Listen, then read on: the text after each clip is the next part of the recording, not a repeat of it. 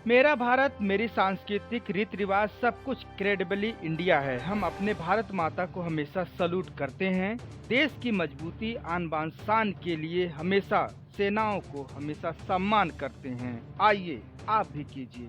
ना रुका हूँ ना रुकूंगा, सीना तान के बॉर्डर की रक्षा करूंगा। हे भारत के दुश्मनों, कान खोलकर सुन लो, जो बॉर्डर पर आएगा खाक होकर जाएगा। मेरे फौजियों में वह आदम शक्ति है जो मिनटों का काम सेकंडों में निपटाने में हसरत रखते हैं। मैं अपने भारतीय फौजियों को नमन, सलूट, अभिनंदन। जी नमस्कार, मैं हूं लालचंद सोनी। आज सुबह टाइम्स में आप सभी का स्वागत है। इस समय हमारे साथ लगातार हितलाल दास जी जुड़े हुए हैं और देश दुनिया के बारे में कुछ बताएंगे। आइए हम जानते हैं कि इनके अंदर कितनी भावना है और क्या बताना चाहते हैं संपूर्ण राष्ट्र भारत के लिए और पूरे विश्व के लिए। जिस तरह से लगातार नववर्ष की बधाई के साथ साथ आज फौजियों को भी बधाई के साथ साथ सरकार की बधाई के साथ ने कितना बड़ा जो है आज लोगों को बता रहे हैं, इससे सुनने की ज़रूरत है और सभी देशवासियों को सुनना चाहिए। जी, देश की शक्ति के बारे में आप क्या बताना चाहते हैं? जिस तरह से कोरोना को हरा कर आज जो है 2021 में अब सुई लगने जा रहा है और भी बहुत सारी शक्ति, इसके बारे में क्या कहना चाहते हैं हितलाल दास जी? सर, सबसे बड़ी बात है कि कोरोना अभी हारा नहीं है। हम सभी मिलकर प्रयास है सभी को कि कोरोना को हराया जाए। हाँ, उसको हराने के लिए जो हथियार मिल चुका है, जो आज नहीं तो कल से भारत में भी जो इंजेक्शन का वितरण होने जा रहा है और कल से वैक्सीन का काम हो जाएगा, अच्छी बात है। तब रही देश की, कहते हैं कि जो जितने बड़े होते हैं उतने ही बड़े उनके दुश्मन भी होते हैं और उतने ही बड़े उनके दोस्त भी होते हैं। अगर बड़ा पेड़ है तो आप देखिए, अगर जहाँ बड़ा पेड़ है तो धूप भी उसका ज़्यादा ही लगता है, तो ठंडी भी ज़्यादा लगता है क्योंकि बड़ा है। तो हमारे देश बड़े हैं।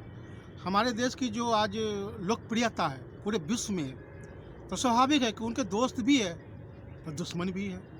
हो सकता है उसी कुछ दोस्त में भी दुश्मन हो और कुछ ऐसे होते हैं कि दुश्मन में भी दोस्त हो। तो ये तो हमारे देश की ये हो गई लोकप्रियता।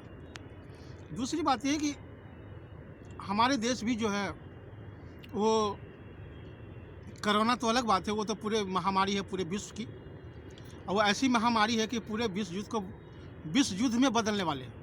कोरोना महामारी पूरे विश्व युद्ध में बदलने वाली है और परिस्थिति ऐसी खड़ी कर दी है। और सबसे बदनाम कौन हुआ? चाइना। हालांकि चाइना अभी तक ये नहीं माना है कि बीमारी हमारे देश से फैला हुआ है। तो विश्व युद्ध के चक्कर में चाइना का ये जो फैलाने का जो काम था, इसका एक ही लक्ष्य था कि बीमारी से पूरे विश्व को यानी बीमार कर दो और उसकी जो आसपास के बॉर्डर के जितने भी ज़मीनें हम कब्जा कर ले। जो छोटा देश है उसको हम कब्जा कर ले, जो बड़े देश का राज है छोटा मोटा उसको हम कब्जा कर ले। उसका ये लक्ष्य था। हालांकि ये लक्ष्य में कामयाब नहीं हो पाया।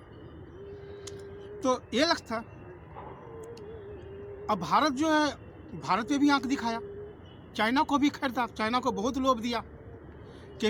इसी लोभ में केपी शर्मा जो चाइना के जो प्रधानमंत्री हैं, माननीय प्रधानमंत्री केपी शर्मा ओली जी, उन्होंने भारत के साथ बहुत कुछ ऐसी बातें करी। जैसे उन्होंने कहा कि नहीं, राम का जन्म अयोध्या में नहीं, ये अयोध्या नेपाल में है। अच्छा, जी जी किया है। लेकिन उस पर वो हंसी का पात्र बन गए। और वो हंसी का पात्र भारत ने नहीं हंसा, पूरा विश्व हंसा। पूरा विश्व हंसा। खुद उनके घर के लोग हंसे कि ये पगला तो नहीं गए हैं, कहीं इनका मानसिक संतुलन तो नहीं बिगड़ गया। फिर जिस तरह चीन का जो राजदूत है वो केपी शर्मा ओली को कहते हैं कि सुनी सुनाई बात बता रहा हूँ, उनको बहुत प्रलोभन दिए हैं, पैसे दिए, सब कुछ किए। उस तरफ से जो चाइना और नेपाल की बॉर्डर का जो कुछ जगह है वहाँ भी कुछ इधर उधर किया है। जी हितलाल जी, मेरे दिमाग में आ रहा है, क्या चाइना जो है इस तरह का उन्माद करके कोरोना फैला कर और वो पूरे विश्व पर अपना जो है चौधरी बनना चाहता था, पूरा काबिज करना चाहता था कि पूरा विश्व जो है मानव सुहा हो जाएंगे, उसके बाद हमारा राज होगा। क्या यही उसका प्लानिंग था? हाँ, यही प्लानिंग था। जिस तरह सुपर पावर अमेरिका अभी कहलाते हैं, दूसरा है रूस, फर्स्ट में अमेरिका है सुपर पावर, दूसरा रूस है। चाइना भी अपनी तीसरी धमक दिखा रहा है। तो चाइना का ये लगता कि हम अमेरिका को तबाह कर दें, भारत को तबाह कर दें, जो शक्तिशाली देश है उस बीमारी से उसको तबाह कर दे, और जो शक्तिशाली देश का दोस्त है उसको तबाह कर दे। उसका ये लक्ष्य था। वो तबाह करके और वो सामान जो है, वो भी जो बीमारी, वो जो सामान जो है, दवाई दारू जो है, किट फीट जो है, सभी नकली बनाया। और देश का पूरे दुनिया को विश्वास दिलाया कि ले जाओ, हमारे मैं सामान तैयार कर रखा हूँ, आप ले जाओ। लेकिन वहाँ वो कामयाब नहीं हुआ, तो उल्टा वो मुंह के खा गए।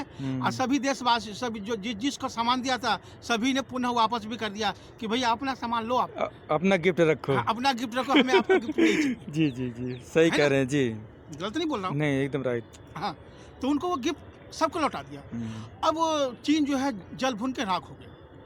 भारत में भी दिया था, भारत को भी दिया था, भारत ने भी वापस कर दिया क्योंकि नाकाम हो गया था। अच्छा, तीसरी बात ये रही कि इसी का खार खाए बैठा भारत, चाइना जो है, अब कहा कि भाई ऐसे तो भारत मानेगा नहीं, और चलो अब उसके अभी तो बीमारी में दबा हुआ है भारत, और चलो उसका ही कुछ कब्जा कर लिया जाए। तो उसने कब्जा करने के चक्कर में आगे गलवान घाटी, अरुणाचल प्रदेश, फिर क्या कहते हैं लद्दाख, कि वहाँ अपना करने लगे। लेकिन जो वहाँ भी मुँह के खाने पड़े। लेकिन जो गलवान घाटी में जो उनका दुर्गति हुई है वो हम आप क्या देखेंगे। जी जी, और उल्टा ब्लैक पहाड़ी खुद ही कब्जा हो गया इंडिया उनके के। जो ऊंचे ऊंचे पहाड़ से हमारे देश के सूरवीरों ने कब्जा कर लिया। आज आप किधर से आओगे। तो मतलब ये सब जो था वो चाइना का लक्ष्य था कि हम उसको तबाह करें। अब दूसरी बात ये है कि चाइना जानता है कि अगर मैं अकेला भारत से लड़ूंगा तो भारत मुझे तबाह कर देगा। तो उन्होंने क्या किया, नेपाल को बना दिया अपना जन्म घुटी पिलाने लगा। फिर पाकिस्तान तो पहले से पाकिस्तान तो है ही है उनके कब्जे में था ही, जी जी। अभी भी है। अभी वो पाकिस्तान को जो कहता है वही करता है। जो भी अब पूरे विश्व तो हथियार देना बंद कर दिया, तो चाइना अपना ये नहीं कि अभी बना के दे रहा है, जो उनका 25 साल 30 साल 50 साल के जो बने हुए पहले के जो हथियार थे, वो हथियार उसको दे रहा है, सप्लाई कर रहा है पाकिस्तान को दे रहा है। अब पाकिस्तान को जो पैसा दे रहे हैं, अब पैसा इतना दे दिया कि अब तबाह हो गया, दब गया। अब जो वहाँ के जो प्रधानमंत्री इमरान खान, और उनके आगे ना आगे एक चलता है ना दो चलता है। इससे क्या हुआ कि पाकिस्तान में ही दो फाड़ हो गई। आज पाकिस्तान की जो दुर्दशा हो रही है पूछिए मत।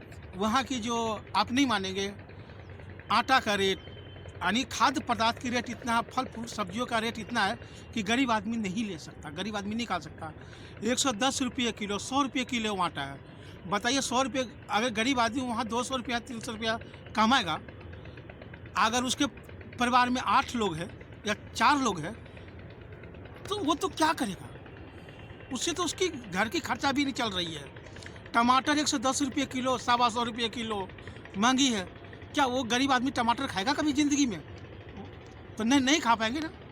तो किस लिए, एक मिनट पहले सुन लीजिए पूरी बात। तो चाइना जो पाकिस्तान को ऐसे ही दबा रखा है। अब चाइना ये चाहता है कि भैया अकेला युद्ध नहीं करेंगे, तो उन्होंने 2 फ्रंट खोलने की बात कर दी कि एक तरफ हम जंग करेंगे, एक तरफ पाकिस्तान जंग करेगा। इसीलिए अपनी बहुत सारे हथियार जो है, रिजेक्टेड हथियार नहीं, रिजेक्टेड जो कवारा हो जाता है, वही हथियार जो है जो पाकिस्तान को दिया कि एक तरफ हम करेंगे, एक तरफ तुम करोगे। लेकिन शायद उनको पता नहीं कि हमारे भारत देश जो है और पहले से तैयार है, पहले से उनको आमंत्रण दे रखा है कि आप एक बार आओ तो सही। आप 2 फ्रंट क्यों खोलोगे, आप 4 फ्रंट खोलोगे, खोलो। हम चारों फ्रंट पे आपको जवाब देंगे, चारों फ्रंट पे हम जवाब देंगे। और जो हमारे देश के जो माननीय प्रधानमंत्री है, वो भी जोशो खरोश में है। और जो सबसे बड़ी बात है कि जो प्रधानमंत्री के बातों में ऐसे जादू है जिसकी आप कल्पना नहीं कर सकते। आज ऐसा जादू है कि प्रधानमंत्री एक बार देश की जनता को कह दे कि आप ये काम कीजिए, तो लोग ये नहीं सोचता कि नहीं करना है, सभी खुश होकर करते हैं, मजबूरी में नहीं, खुश होकर करते हैं। क्यों? तो सभी को पता है कि हमारे देश के जो प्रधानमंत्री बहुत ही अच्छे हैं और जो भी कर रहे हैं अच्छा काम कर रहे हैं। और प्रधानमंत्री एक ऐसा स्तंभ है, अगर प्रधानमंत्री मजबूत हो जिस देश का, उस देश का कोई छू नहीं सकता, चाहे वो देश छोटा ही क्यों न हो। आज ताइवान का लीजिए, ताइवान के प्रधानमंत्री की राष्ट्रपति बहुत सख्त है, तो चाइना को हिलने नहीं दे रहा है। चाइना कितने बार कहता है कि उसको मैं अपने अंडर लूँगा, अपने अंडर लूँगा, लेकिन वहाँ की जो राष्ट्रपति है, प्रधानमंत्री इतने पावरफुल है कि उनको क्यों नहीं कर सकता जी, क्यों नहीं। तो इसी तरह से तो हमारे प्रधानमंत्री जो कर रहे हैं अच्छे हैं। और प्रधानमंत्री देश को इतना बना दिया है और देश के नौजवानों को, मतलब शूरवीरों को, सेनाओं को अति आधुनिक हथियार से लैस कर दिया है। इतना ही नहीं, स्वदेशी हथियार बनाने के लिए भी अपने ही देश में सब कुछ निर्माण कर रहे हैं। तो अपनी सोच कितनी अच्छी बात है। तो हमारे देश का मनोबल बहुत ऊंचा है, उसको कोई डिगा नहीं सकता है। और चाइना क्या, अगर चाइना की हिम्मत है और पाकिस्तान की हिम्मत है, हालांकि पाकिस्तान खुद डर रहा है कि कहीं अगर मैं जरा सा अटैक किया भारत के ऊपर, तो ऐसा नहीं कि हमारे देश का नामो निशान मिट जाए। अब जो पाकिस्तान है तो हो जाए गिलगिस्तान, हो जाए सिंध प्रांत, हो जाए पंजाब प्रांत, हो जाए, वो इस बात से डर रहा है। तो इसके बारे में तो आप सोचना बेकार है। तो जिस देश का राष्ट्राध्यक्ष मजबूत हो, उस देश का राष्ट्र बहुत ही मजबूत होता है जी। इसलिए मैं प्रधानमंत्री जी को हार्दिक बधाई देता हूँ। आगे नमस्कार दोस्तों, मेरे चैनल को सब्सक्राइब, लाइक करें और आइकॉन को जरूर दबाएं ताकि आने वाले वीडियो को आपको नोटिफिकेशन मिल जाए। धन्यवाद।